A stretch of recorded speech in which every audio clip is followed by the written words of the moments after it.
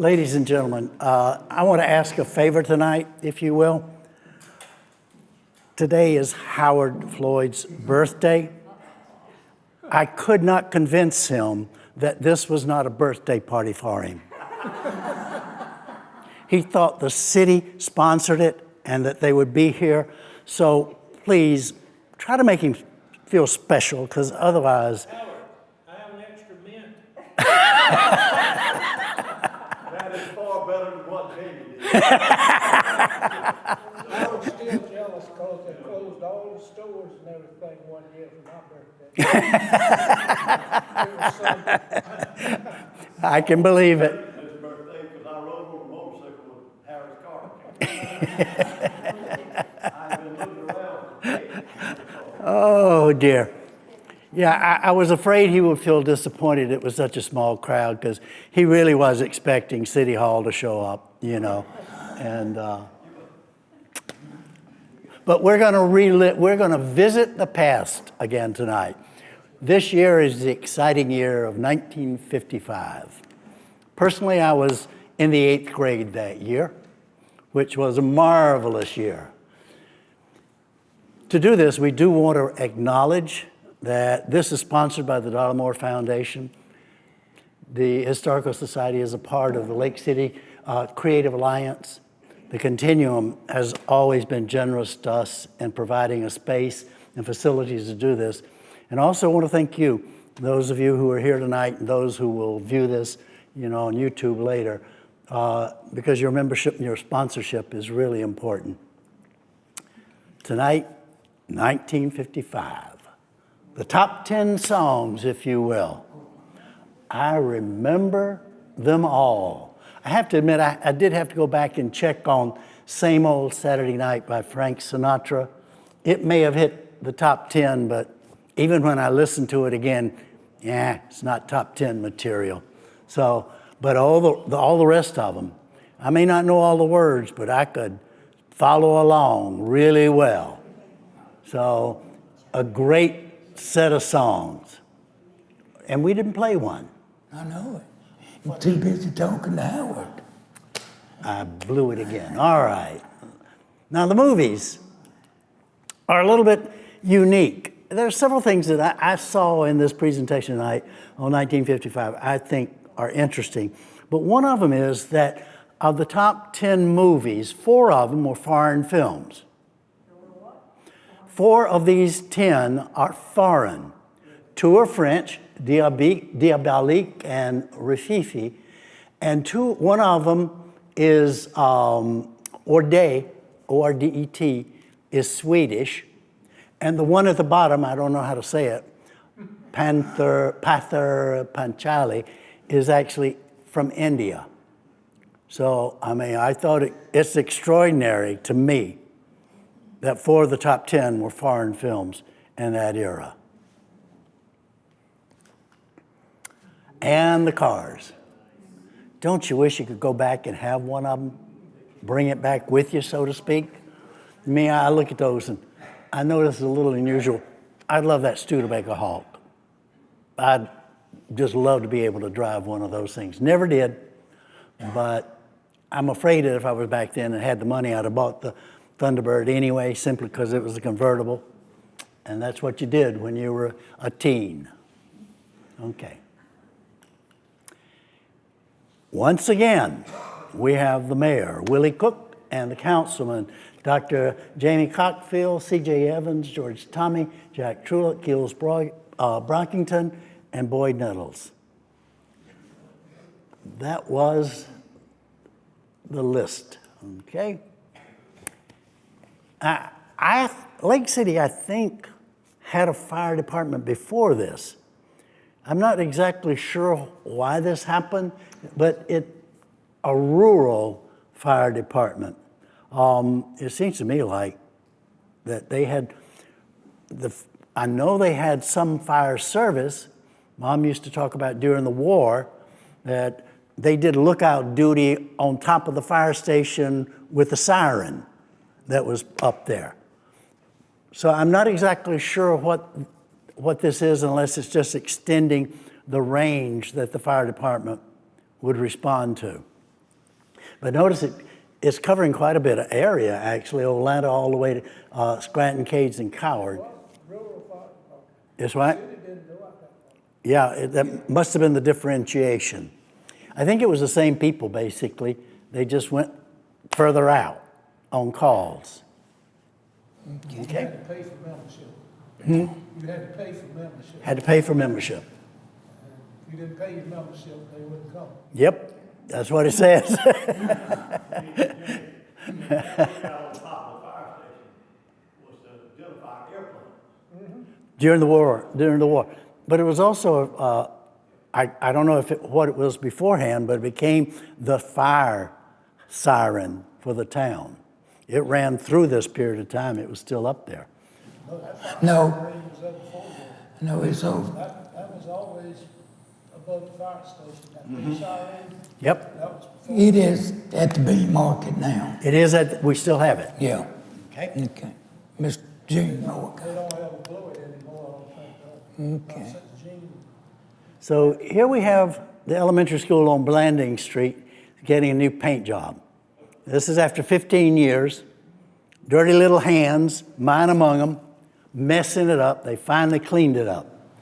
Had pale green, and then had the satellite looking lights. Yeah. But the psychological effect of pale green, mind you. I mean, it lasted in this community forever. Half of the houses you went into after this were painted green in some fashion on the inside. This is put up here. This is Kent's surgery.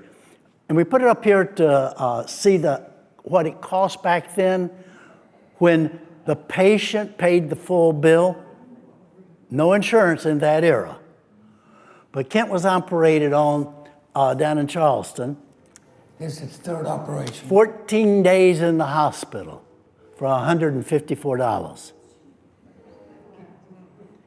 Operating room, $80. Now, there's no surgeon's fee on here, but I'm sure it was commensurate with these other forms on there. That was doable. Lord, don't be left to your own resources today. Okay. And we like to start out with the ladies. 1955 high school basketball team. I still contend there was something in the water in Lake City in the 1950s that produced the most beautiful girls in the state, if not the nation. Look at those. I mean, you got the White sisters and Juliet Singletary and, Susie K. oh man, just, it gets better.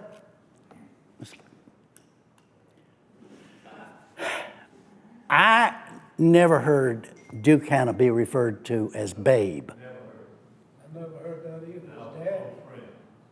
His dad was called that. His dad. So His dad was Mr. Z. the Times Herald, well, I mean, this was an out-of-towner that Okay. owned the It Times says Herald it- at the It time. was a phone. He obviously got it wrong. I got it wrong. Not you, No. Times Herald. Oh, okay. Times Herald got it wrong. So, Okay. Doesn't that Coach Hannah, can you see Coach Hannah in that thing? I can tell you, he was a character, though. Everybody knew him. No, you. Everybody knew Duke. Okay. Now, here's a bunch of young women they must have been about 8 or 9 at this time, this crowd. You know, Brenda McDaniel, Evelyn Collins, Sarah Floyd, Kathy Tomlinson, Suzanne Askins, Pam Merritt, Pam Cook, Connie Epps, and Rhonda Trueluck. They were all taking dance lessons in Florence. And so, but they were on TV. It was a big thing to be on TV Or was it? back then. Yeah. Huh? They were 9 and 10 years old. That's about the right age, yep. 46. Yep. Okay. And here they are building 2 new black schools, one in Scranton and one in Cameron Town, neither of which exist, I believe, at this point. 10 classrooms with office, cafeteria, and health room, which was a very old style of school. Goes back to the 30s and 40s when they built them that way. Moore Lumber Company. Do any of you remember exactly where Moore Lumber was? It says on the Kingstree Road. Is it out there where It's across the street. the Askins Coastal Lumber Company and then Bob Moore Lumber. in that area? It's right there where Ackline forks off of 50. Okay. Beverly Flowers had, they're not far from. Okay. No? Really? No, No. That's not what he's saying. that was right there. It's across from the Pentecostal church. Yeah, It used to be Coastal Lumber and then it was Moore Lumber Trading when Bob Moore bought it. Yep. But it's right there where Ackline forks off of 52. Yep. right. Right across from the Pentecostal Holiness Yeah, Church. that was Dixon Lumber Company that was down there where W.E. Flowers. Right. Yeah. Yeah. Yes. Yeah. Okay. And Libby was a florist in Lake City forever. And she opened up as assistant back in 1955. Apparently, Ms. McCutcheon ran it as she shares ownership with Libby Poston. Now, I'm trying to figure out exactly where this is. 378 and 52 is this intersection, but I don't remember. Graham's Yeah. Implement Company? Does anybody remember that? Graham. Okay. And this was the year that the campgrounds at the Pentecostal Holiness Church was built. And you can see the dormitory, 28 rooms on the second floor. Now, I haven't been in there. For those of you who have, is the assembly on the first level and the dorm rooms on the second? No. No? No. That's all like motel rooms. What I- Yeah. Yeah. Okay. Okay. Okay. Okay. And the Little League, R.B. Cromer, open it up. As you can see, there are 3 sponsors, and they're looking for another. You had the Tigers and the Rams, Lions and the Bears. Mr. Roy Floyd lived next door to us. He's probably the biggest Yankee fan in Lake City. I mean, every Yankee game he was on the porch listening to. Okay. And here we go with Sparrow Skating Rink. I mean, the place to be for teenagers during that era. Mr. Booker Sparrow was like granddaddy to all those teenagers back then. Oh, I guess. I didn't remember him that much, but I remember going there again and again and again.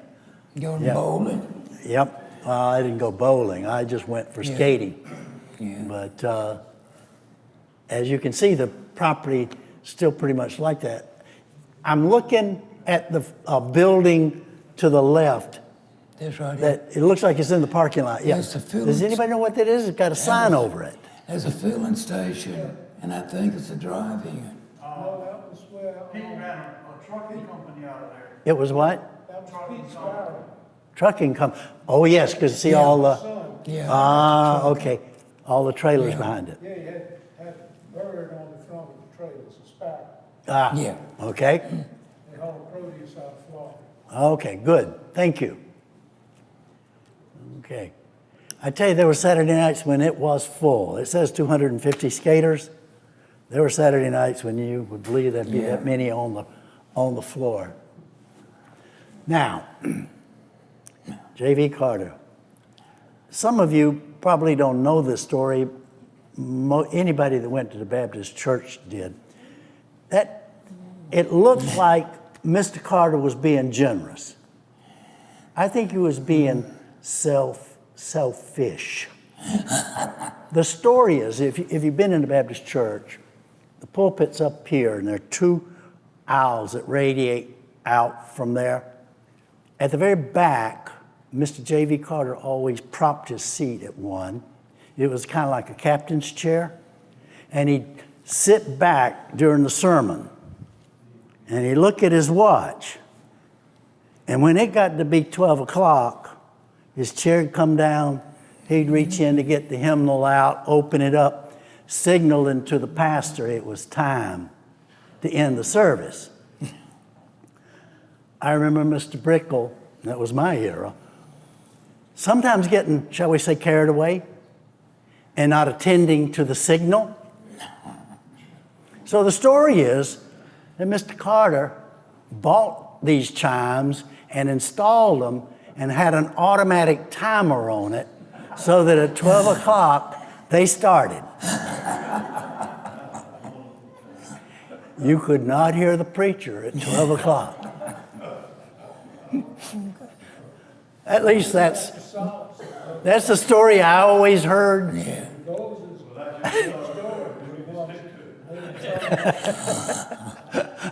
Moses lived next door complaining, I don't blame him.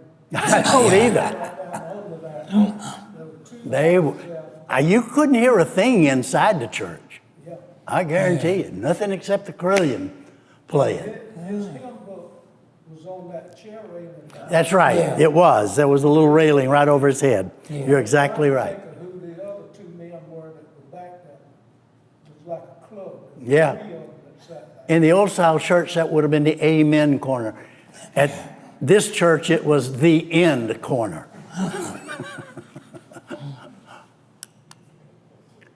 Oh, man. This lady comes from Mississippi to get married on a Lake City baseball diamond. Is this when we were doing the truckers, the Palmetto League?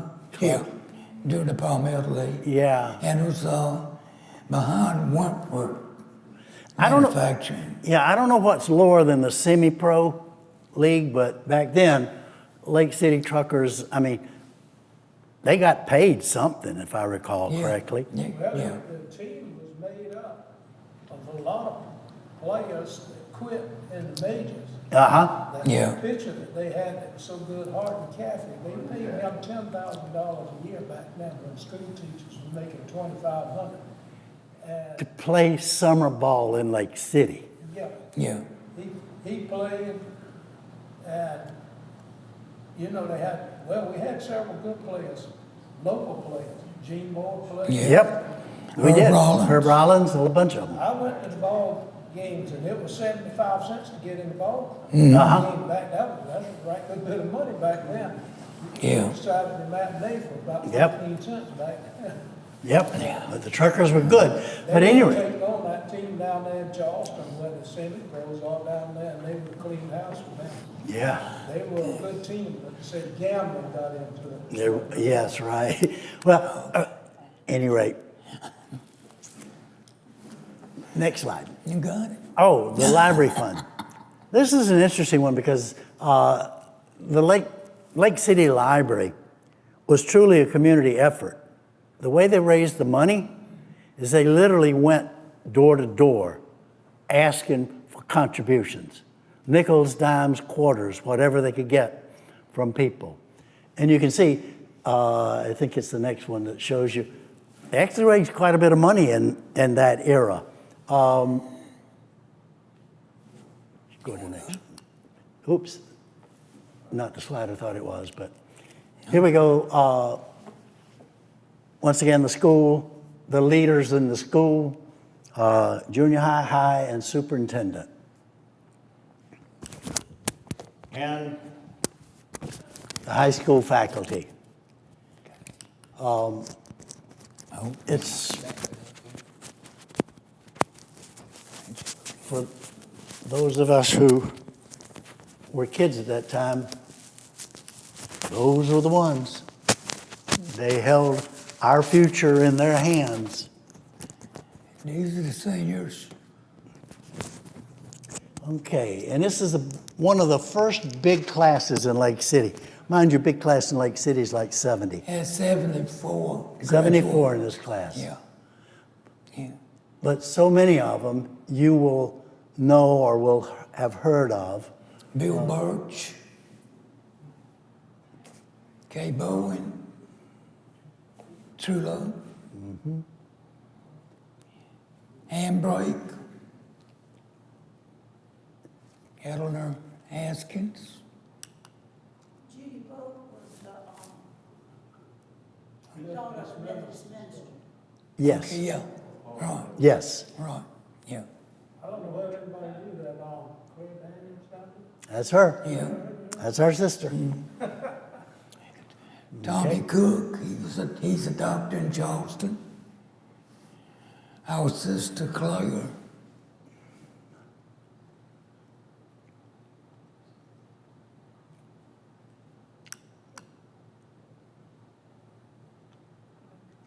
Ray Godwin. James Russell Humphreys. Yep. Yeah. Richard Green. Okay. Betty Jean Hyrick. Betty Jean Godwin. Yeah. Carolyn James is still around somewhere. Ms. Leach. Yeah. That's Jim Hannah's mother.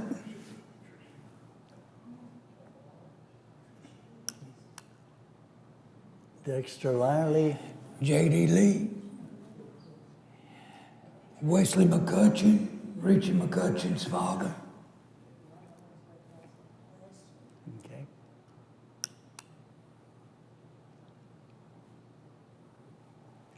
So many of these were my sister's friends, so I know them particularly well.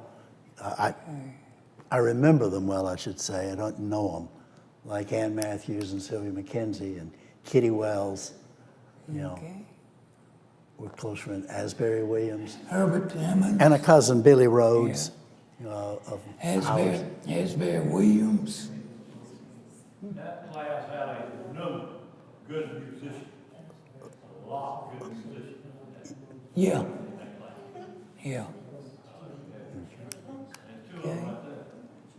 And then the last one, Nancy Martin. Okay. And we had a new restaurant open up on Saul Street, run by Joe Veal and his wife,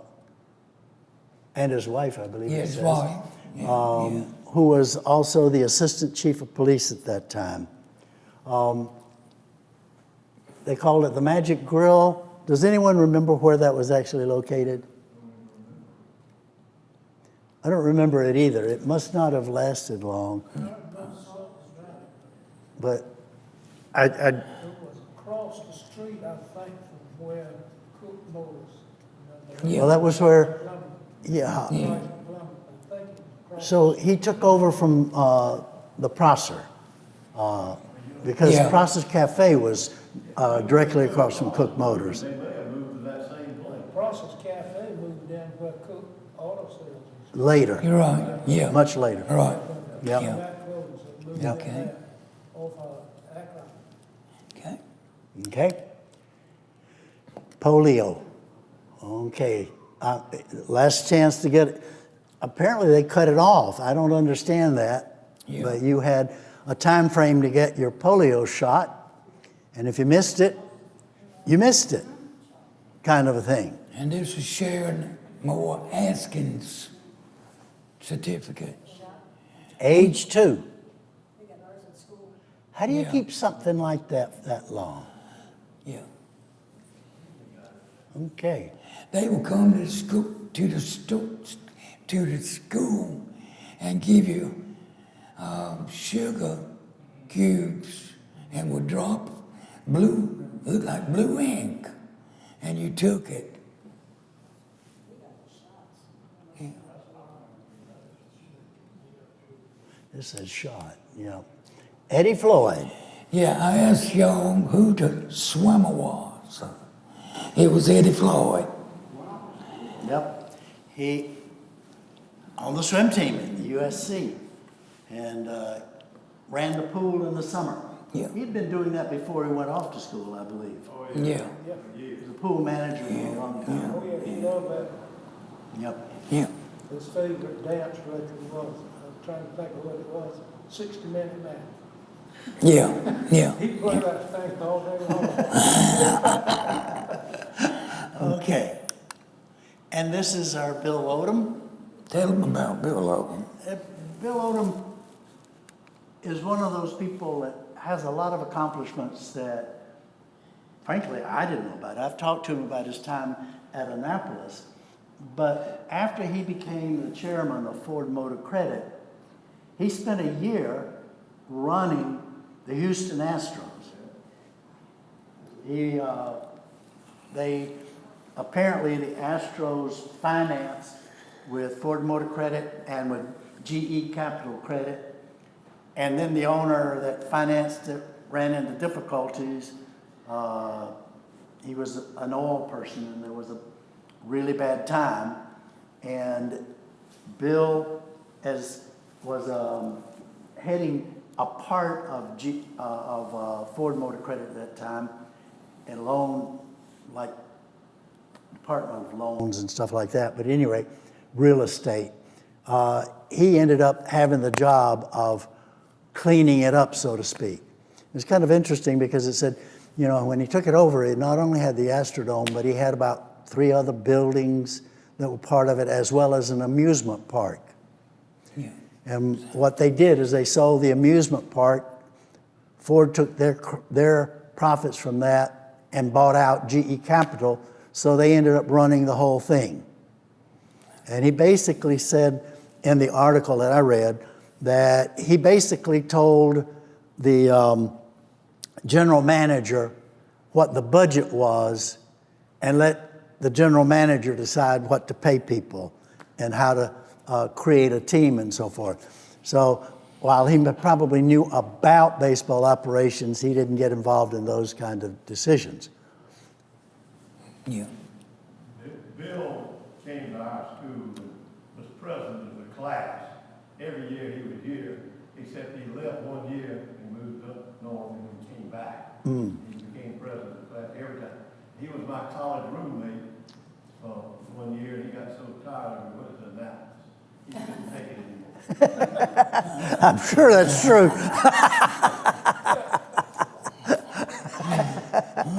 Bill was living in a hotel now. Everybody might know his house number. Yep.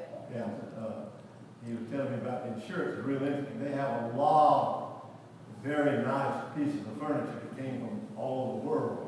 And how do you insure those kind of things? But he's trying to get that straight. They live in a hotel. Okay. He said, I talked to him last week, he said, he was moving to Florence this week. Yeah, he's trying to get an apartment, a rental apartment. Can't find one in the Isn't that something? Oh, that's good. But apparently the man has a lot of accomplishments that we don't know much about. So, Yeah. Oh, okay. oh, In August of this year, Lake City had 2 papers. Lake City News had been around for a very long time. It says 60 years, so it goes back, if you will, to 1895. And I'm trying to remember Miss Parker's maiden name. That family, discouraging. She was Sturgeons, discouraging. yeah. They had been hotel owners. They owned property on Main Street. They had bought the News quite early and ran it for a long time. And they combined the News and the Times Herald, though they kept both banners for a while. Their house was built in. Yes. Okay, and this just talks about some of the housing that was going up during that time frame, 1955. Stewart Street, Dan Bushhart's house was begun.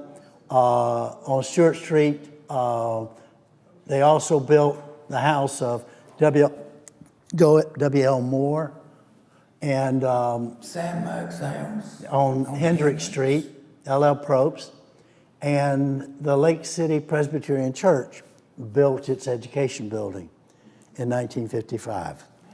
And also the library was being constructed too. Going to the Marita Bread Company. That was a big deal for little kids back in that era. We all got on the train in Lake City and went to Florence and got off and went to see the Marita Bread Company.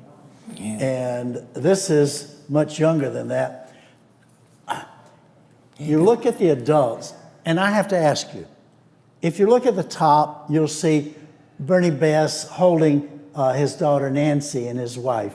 But the lady standing immediately beside Miss Bess, her face is so familiar, but I can't put a name to it. Can anybody tell me who that is? I know her. This one? Yes. I just can't put a name to her. I think she's a joiner. I think she's a joiner. I think she's Miss Leslie Wembley's sister, if I'm not mistaken. The one This one. holding a handbook. Was her name Mary Fall? What was her name? That's Mary going on. That's, Miss Floyd, Rosemary. Who? I think that's Rosemary Lessingale. It is. Who? Oh yeah, that's Leslie Gale. Yeah. And that's Jody Boswell's mother. Ava Tommy. There. No, Sam, we wrong, Miss Mary Floyd is the Yeah. lady to, next to the guy with the bow tie. Yeah, that's Rosemary. Yeah, that's Leslie Gale's mama. Right. Okay. You can see them sitting all, half of them are, I think all have got a Coca-Cola.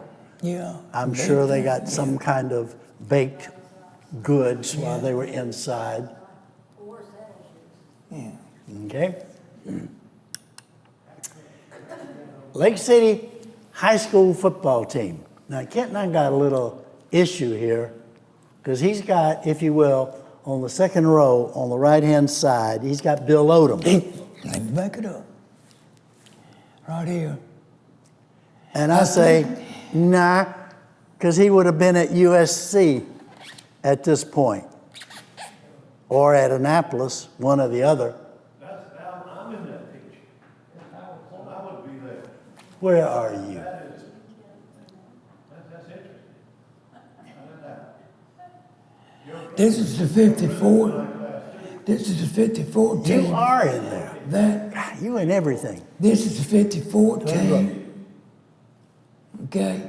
It was in the 55 annual. Yeah, that's Hayward King's in the class too. He was in he graduated last with us. Okay.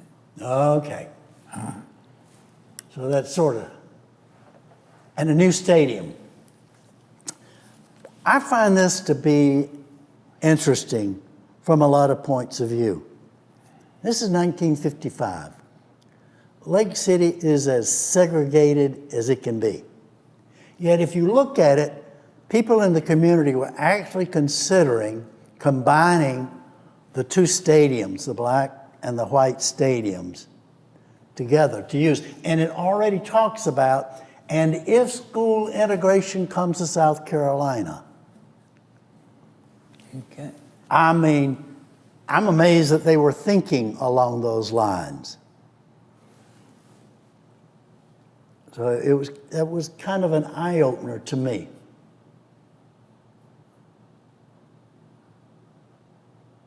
Okay? Yeah. It's still there. It was a good investment. Yeah. Here we are, 60 some odd years later, still using it. Henry McAvey. Most of you remember Henley, one way or the other, younger or older, whichever. But once again, we're back in 1955 talking about hiring the handicap. Yeah. He was here for a lot of years and one of the most pleasant, nice people you ever want to meet. Yep. And this is the year that Bowen's big brick warehouse burned. It did. Somebody told me, now I don't know if it's the truth or not, but there's a Shell station on the corner opposite the big brick. And the heat, it had Shell, and the S melted. And it was hot as blazes, okay? Then they rebuilt and put it out on 52. At least it rhymes. And Kent, when that thing burned, I was on the Church Street side when it burned. But the fire was so hot, and it burned so hard that you couldn't walk within about 10 feet of one of those doors, or the draft would suck you Ooh, wait, ooh. yeah. in. It was a hot fire.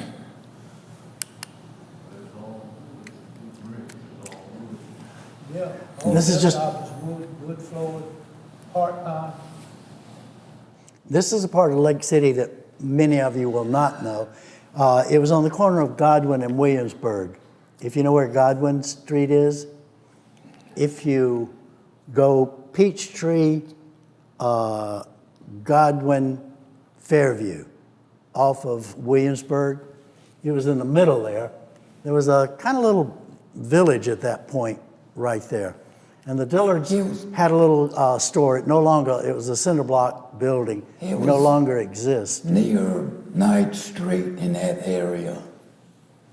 I remember it because I delivered the newspaper to them, and the Dillards were a very unusual family. I guess I'll leave it at that, but it was always an experience to go in and collect for the newspaper. Okay, here, the Christmas, they're combining the choirs of the Methodist and the Presbyterian, and Ms. Edie was the director. It was interesting to me to see all the voices. People I didn't know were singers. I guess if you're in one of the two churches, you probably knew, like Gene Moore's wife, was there. Dwight Roberts was still here. Dwight Roberts was he was the choir director when I was in 8th grade.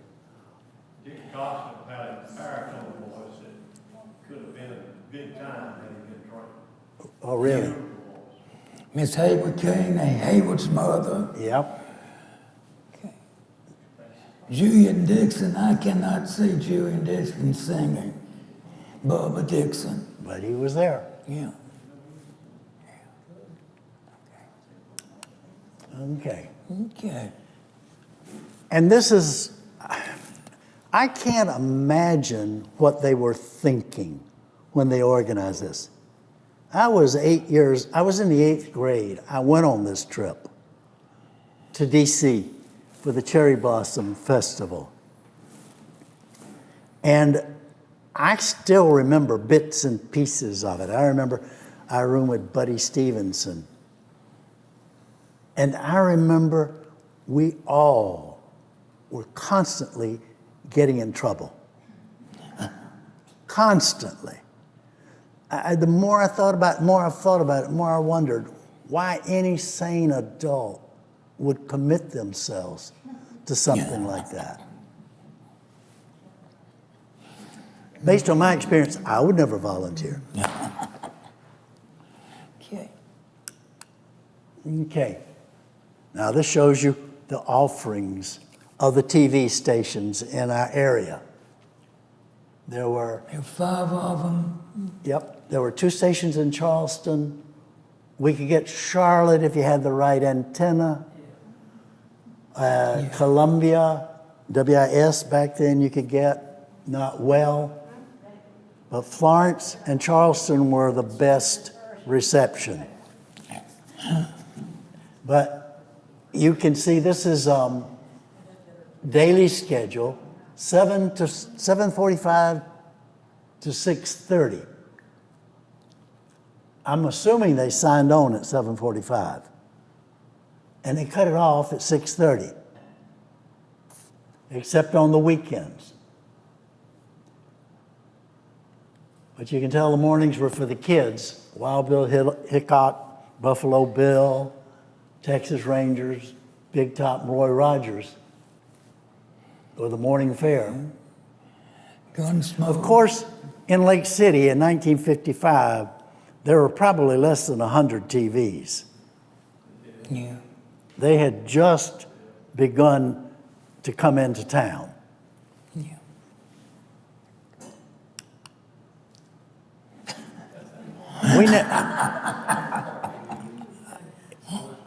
All I can say is about every other year, we get another parking issue in Lake City. You know, they're passing a new ordinance, they're putting in new meters, they're taking out meters, they're worried about people, you know, parking in the wrong places. Every other year, we get a parking meter issue. I'd love to find out when they finally gave up on it. Safety patrol. Now, help us out. That was Dick Gottschall on the left, and then Teddy White, Bobby Weaver, Ben Cook, David Brown, Alva Humphreys, Mason Truelock, and anybody know who the last guy was? This guy right here. Nobody? I'm looking at these guys and I'm thinking, I'm remembering, I guess the model was Dan Bushart. If you remember, Dan Bushart always wore his pants up to beyond his stomach to his chest. Yeah. Seemed to have been the style in that era. Yeah. Okay. Now, help me out here. What the heck is a piccolo? I went looking at it, and Webster says it's half of a flute. It's a small flute. It's a jukebox, Jamie. That's what he says. And that makes sense. Yeah. I remember Teresa Brewer's song, Put Another Nickel in the Nickelodeon. That's as close as piccolo as I can get. Okay. But it was a great thing, that teen canteen. Oh, All right. and here we go to the library. $20,000. Now, raised 15, says she's going to raise another 5. County voted 10,000 toward it. City's raising money to support it. $2 million. It was a big deal at that point. So I don't know when we'll begin, he says. They purchased the site either in 55 or before 55. Not exactly sure when the construction began. Probably the next year. I don't know. The next History Fields will be the 3rd Tuesday in September, not the 4th. So don't get mixed up. We normally have it on the last Tuesday in the month. So thank y'all for coming.